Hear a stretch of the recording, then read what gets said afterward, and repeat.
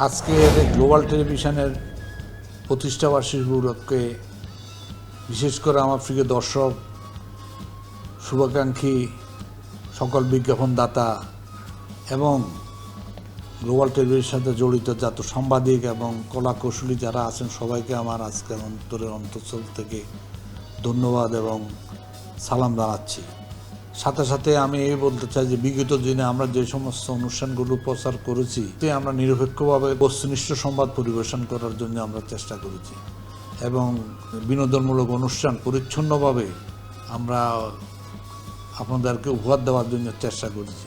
আজকের এই জনপ্রিয়তার পিছনে যারা সবচেয়ে বড় কারিগর সেটা হলেন আমার দর্শকবৃন্দ এবং আমাদের যে কলাকুশলী আছেন সবার অনেক অবদান এখানে জড়িত।